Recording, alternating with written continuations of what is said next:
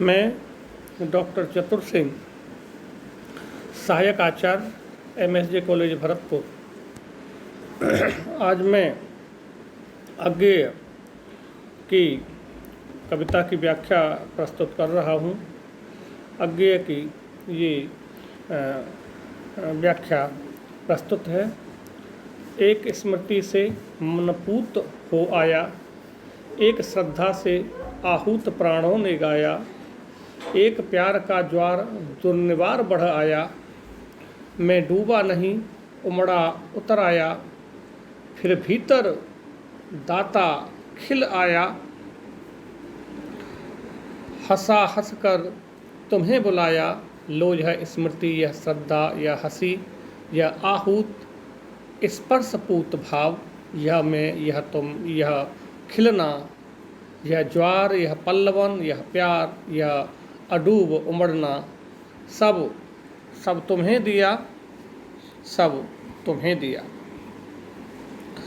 व्याख्या की इन पंक्तियों में कुछ शब्दार्थ ऐसे आए हैं जो विद्यार्थी को कठिन प्रतीत हो सकते हैं। जैसे पूत पवित्र के लिए प्रयुक्त हुआ है, आहूत आमंत्रित के संदर्भ में प्रयुक्त हुआ है, दुर्निवार जिसे रोका न जा सके, प्लवन तैरने को कहते हैं, तैरने के संदर्भ में प्रयोग होता है। तो भीतर जागा दाता कविता की ये अंतिम पंक्तियां हैं अज्ञेय की। कवि कहता है, एक स्मृति से मन पूत हो आया, प्रकृति के सौंदर्य का स्मरण मन पवित्र भावों से भर आया। कवि को प्रकृति का सौंदर्य स्मरण में आता है और उससे उसका पवित्र मन भावों से भर गया। एक पवित्र श्रद्धा से आमंत्रित प्राणों ने इसके यश का गान किया। एक प्यार का ज्वार दुर्निवार बढ़ आया, मैं डूबा नहीं उमड़ा उतर आया, फिर भीतर दाता खिल आया। हृदय में इसके प्रति प्यार का ज्वार अनिवार्य उमड़ आया।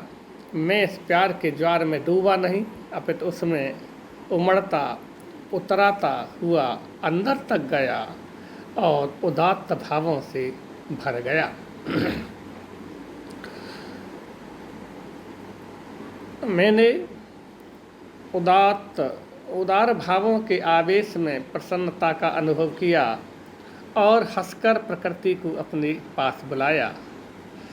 प्रकृति को कुछ देने के भाव से कवि कहते हैं, मैं अपनी स्मृति, श्रद्धा, हंसी, प्राणों का आहूतपूत भाव, प्रेम, स्पर्श सब कुछ अर्पित करना चाहता हूँ।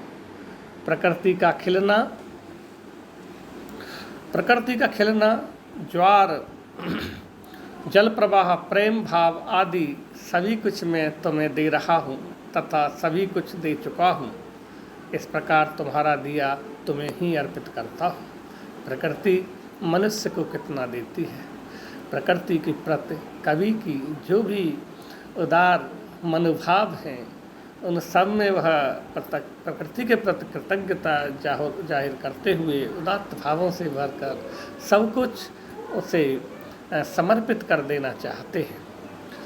तो यहाँ प्रकृति के प्रति बहुत ही आत्मीयता का भाव व्यक्त किया गया है। अनुप्रास, रूपक, पर्यायुक्त अलंकार द्रष्टव्य हैं, यहाँ प्रयोग किए गए हैं।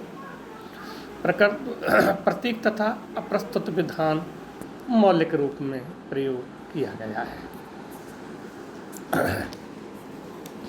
आज के BA पार्ट 3 के लिए आज के इस पार्ट में, वीडियो में अगले कवि जो पाठ्यक्रम में निर्धारित है, मुक्तिबोध, उन की व्याख्या अंश में प्रस्तुत कर रहा हूँ। ये आप इन्हें देखें और इनकी फिर व्याख्या प्रस्तुत करूँगा। वह बबूल भी दुबला, धूल भरा, अप्रिय सा, सहज उपेक्षित, श्याम वक्र अस्तित्व लिए वह रंक तिरस्कृत, अपमानों को मौन झेलता चिर अपमानित, पथ के एक ओर चुपचाप खड़ा है। फटे हाल जीवन की नंगी कठिन दीनता, साजो वर्जित वह बबूल है। वृक्षों के अभिजात वर्ग की आंखों में वह सदा बहिष्कृत, चिर निर्वासित, पर वसंत के अनियंत्रित समीर के झोंके उसको छू ही लेते हैं। वह नग्न सुदामा बेबस क्या करे। इसमें बबूल को कवि ने शोषित व्यक्ति की रूप में लेकर शोषित व्यक्ति की, आम आदमी की जो शोषण का व्यवस्था द्वारा शोषण का शिकार है, उसकी व्यथा का चित्रण करते हैं। असल में बबूल के माध्यम से उस शोषित की व्यथा का यहाँ वर्णन है। इसमें वक्र, टेढ़े मेढ़े के लिए वक्र का प्रयोग होता है, टेढ़े के संदर्भ में आया है। अभिजात, उच्च कुल या उच्च कुलोत्पन्न, चाहे मनुष्य के संदर्भ में हो या फिर उधर पुष्प में भी लें तो गुलाब है, वो अभिजात का प्रतीक है। और मानव जाति में या मनुष्यों में जो बड़े लोग हैं, पैसे वाले हैं, धनाढ्य हैं, बड़ी राजनीति में बड़े पदों पर हैं, वो उच्च वर्ग के, उच्च कुल के या फिर पूंजीपति, सामंत कह सकते हैं। निर्वासित, बाहर निकाला गया, समीर हवा के संदर्भ में प्रयोग हुआ है। तो वह बबूल भी दुबला धूल भरा, अप्रिय सा सहज अपेक्षित, श्याम वक्र अस्तित्व लिए वह रंक तिरस्कृत, रंक बिल्कुल गरीब निचले वर्ग के लिए, अपमानों को मौन झेलता चिर अपमानित, पथ के एक ओर चुपचाप खड़ा है। फटे हाल जीवन की नंगी कठिन दीनता, साजो वर्जित वह बबूल है। कवि कहता है कि बेचारा बबूल का वृक्ष एकदम उपेक्षित रहता है, वह दुबला पतला धूल भरा तथा सभी को अप्रिय सा लगता है। वह ऐसा गरीब काले कुरूप भिखारी की तरह है जो शरीर से टेढ़ा मेढ़ा होकर अपना अस्तित्व बनाए रखता है। उसे अन्य वृक्षों की तरह सम्मान नहीं मिलता, इसी कारण वह चिरकाल से अपमान झेल रहा है। चिरकाल से अपमान झेल रहा है। वह सदा मौन रहकर अपमान सह लेता है।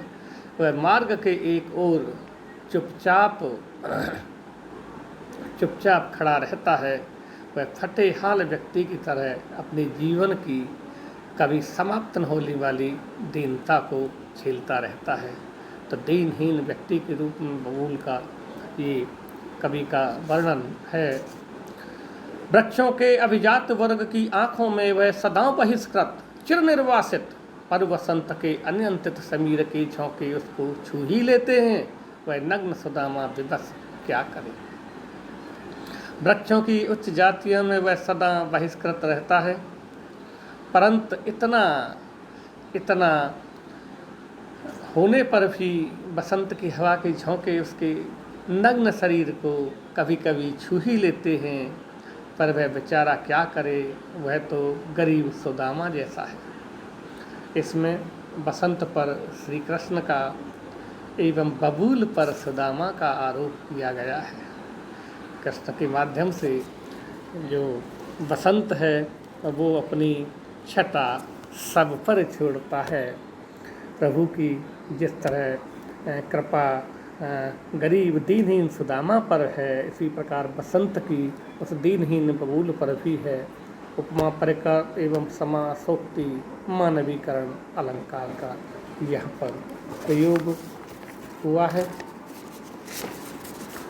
यहाँ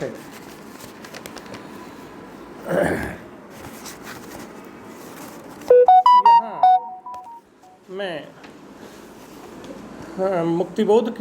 मुक्तिबोध दरअसल समाजवादी चेतना के या प्रगतिशील चेतना के कवि हैं और वो शोषित वर्ग के दुख दर्द व्यथाओं को अपने काव्य के माध्यम से, साहित्य कविता के माध्यम से उठाते हैं। मैं उनका दूसरा छंद इस कविता का प्रस्तुत करता हूँ। उसके सदा तुच्छ समझे जाने वाले उस गहन हृदय में गूंज आंसुओं में बसंत के बासंती रंग चमक चमक जाते हैं। बरबस उभर उभर उठती हैं अंतस्थल की छुपी लकीरें, आसमान के ताराओं की, सजल चांद की, लाल सूर्य की आकृतियों में घिरकर सब में छा जाने की उभर उभर उठती हैं अंतस्थल की छुपी लकीरें। उसके तुच्छ उपेक्षित अंतर में अथाह रस का जो सागर, जाने क्यों सुदूर के रवि के आकुल एक परस के द्वारा यों सचेत होकर अपने से दूर दिशाएं चाह रहा है, अपने और अंतर में ढकना।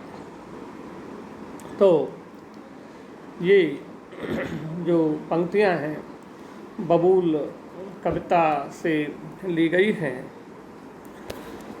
इसमें कवि ने प्रतीक रूप में निम्न वर्गीय व्यक्ति की व्यवस्था, उसकी व्यथा का चित्रण बड़े मार्मिक रूप में बबूल के माध्यम से प्रस्तुत किया है। उसके सदा तुच्छ समझे जाने वाले उस गहन हृदय में गूढ़ आंसुओं में बसंत के वासंती रंग चमक चमक जाते हैं। बरबस उभर उभर उठती हैं अंतस्थल की छुपी लकीरें। मुक्तिबोध कहते हैं कि बबूल वृक्ष को तुच्छ समझा जाता है, फिर भी उसके गहन हृदय में व्यथा के कारण निकले गूढ़ आंसुओं में बसंत ऋतु के सौरभपूर्ण रंग रूपी भावों की व्यंजना हो ही जाती है। तब उसके हृदय में निहित कोमलतम भावनाएं रूपी लहरें बरबस व्यक्त होने लगती हैं। आसमान के ताराओं की, सजल चांद की, लाल सूर्य की आकृतियों में घिरकर सब में छा जाने की उभर उभर उठती है अंतस्थल की छुपी लकीरें। आकाश के तारों, चंद्रमा की ज्योत्सना और सूर्य की लाल किरणों की चमक उस पर सदैव पड़ती रहती है। उसके तुच्छ उपेक्षित अंतर में अथाह रस का जो सागर, जाने क्यों सुदूर के रवि के आकुल एक परस के द्वारा यों सचेत होकर अपने से दूर दिशाएं चाह रहा है, अपने और अंतर में ढकना। तो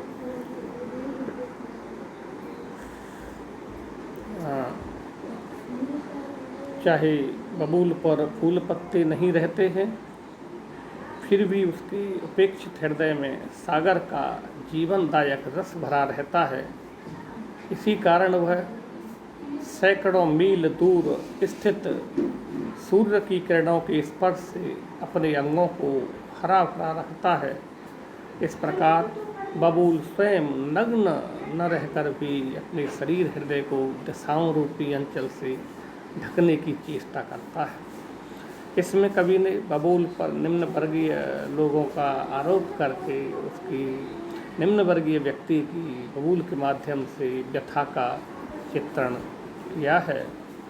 अनुप्रास, समासोक्ति एवं काव्यलिंग अलंकार से हुए हैं। प्रतीकात्मक शैली को इसमें अपनाया गया है।